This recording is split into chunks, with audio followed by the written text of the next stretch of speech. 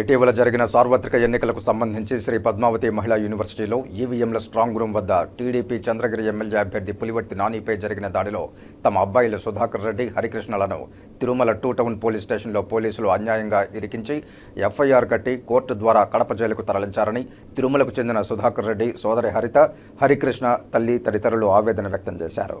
Tirupati press క్లబ్లో సోమవారం media ముందు వీరు మాట్లాడుతూ తమ వారిని తప్పుడు కేసుల్లో ఇరికించడం ఎంతవరకు సబబని ప్రశ్నించారు. ఈ విషయంపై తాము పులివర్తి నాని, ఆయన భార్య సుధారెడ్డిలను కలిశామన్నారు. వారు కూడా మీ అబ్బాయిలకు ఈ దాడిలో ఎటువంటి సంబంధమూ లేదని తెలుసుకుని అధికారులకు మీరు చెప్పుకోండి అని తాము తెలియజేస్తామని ధైర్యం చెప్పారన్నారు. తిరుపతి ఎస్పీ ఆఫీసులో ఉదయం నుంచి సాయంత్రం వరకు ఎదురు చూసిన ఎస్పీని కలవలేకపోయామన్నారు. హరికృష్ణ టీటీడీ లడ్డూ కౌంటర్లో పనిచేస్తాడని, సుధాకర్ రెడ్డి పాప వినాశనంలో షాపు నడుపుకుంటున్నాడని తెలిపారు. తమ పిల్లల సెల్ ఫోన్లు, స్కూటర్లను పోలీసులు స్వాధీనం చేసుకున్నారని తెలిపారు. మా అబ్బాయిలను విచారించి వదిలేస్తామన్న పోలీసులు తమకు ఎలాంటి సమాచారమూ ఇవ్వకుండా ఎఫ్ఐఆర్ కట్టి కోర్టు ద్వారా కడప జైలుకు తరలించడంలో ఆంతర్యమేమిటని పోలీసులను ప్రశ్నించారు. అసలు దోషులను తప్పించడానికి తమ వారిని బలి చేశారని ఆరోపించారు.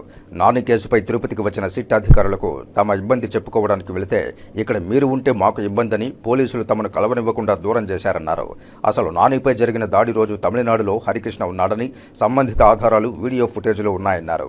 సుధాకర్ రెడ్డి పాప వినాశనంలోని షాపులో వ్యాపారం చేసుకుంటున్నాడని, సంబంధిత సాక్ష్యాలు కూడా ఉన్నారని స్పష్టం చేశారు. చివరకు కడప జైలుకెళ్లి మా అబ్బాయిలను విచారించామన్నారు. ఈ నాని దాడి కేసులో తాము ఉన్నట్లు ఒప్పుకోవాలని రక్షక భటులు హింసించారని తమ పిల్లలు తమకు చెప్పారని మీడియాకు తెలియజేస్తూ కన్నీటి పర్యంతమయ్యారు. తమకు పోలీసు అధికారులు, ఎలక్షన్ కమిషన్ ఆఫీసర్లు న్యాయం చేయాలని వేడుకున్నారు. నిన్న సిట్ అధికారులకి మా వినతి పత్రం ఇద్దామని పోతే పోలీసులు అక్కడ కూడా పంపించలేదా మమ్మల్ని. మావి ఏది అక్కడ తీసుకోలేదునా, అసలు బయటికి లోపలికి అలౌ చేయలేదునా మమ్మల్ని. మేము చెప్పుకోవాలి కదన్నా వాళ్ళకి, మా పరిస్థితి ఏందనేది వాళ్ళకి తెలియాలి కదా. ఎంక్వైరీ ఆఫీసర్లు వచ్చినప్పుడు తను తప్పు చేశాడా లేదా అనేది తెలియాలి కదన్నా. తెలియనీలేదన్నా. అసలు ఏ తప్పు చేయకుండా అబ్బాయి ఎందుకు ఉండాలి అక్కడ, శిక్ష ఎందుకు అనుభవించాలన్నా. అసలైన వాళ్ళని పట్టుకోండినా, పట్టుకొని వీళ్ళని వదిలేయమని చెప్పండి. అసలు ఈ అబ్బాయి బయట ఎప్పుడు వస్తాడన్నా మాకు అర్థం కావలేదు. ఎవరికి దగ్గరికి వెళ్ళాలి మేము, ఎవరి దగ్గరికి వెళ్తే మాకు న్యాయం జరుగుతుంది.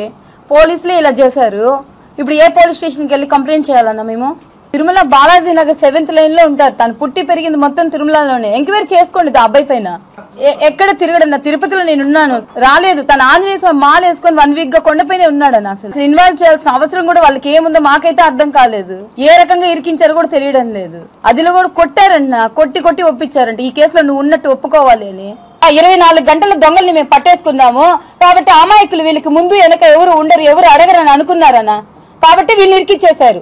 లేకపోతే రామచంద్రాపురంలో ఎవరో సుధాకర్ రెడ్డి, మా అన్న పేరు సుధాకర్ రెడ్డి.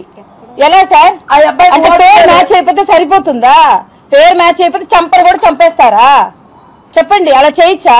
అంటే వాళ్ళ ఫ్యామిలీ, పిల్లలు, వాళ్ళ పరిస్థితి ముందు వెనక ఏమో ఆలోచించరానా పోలీసులు?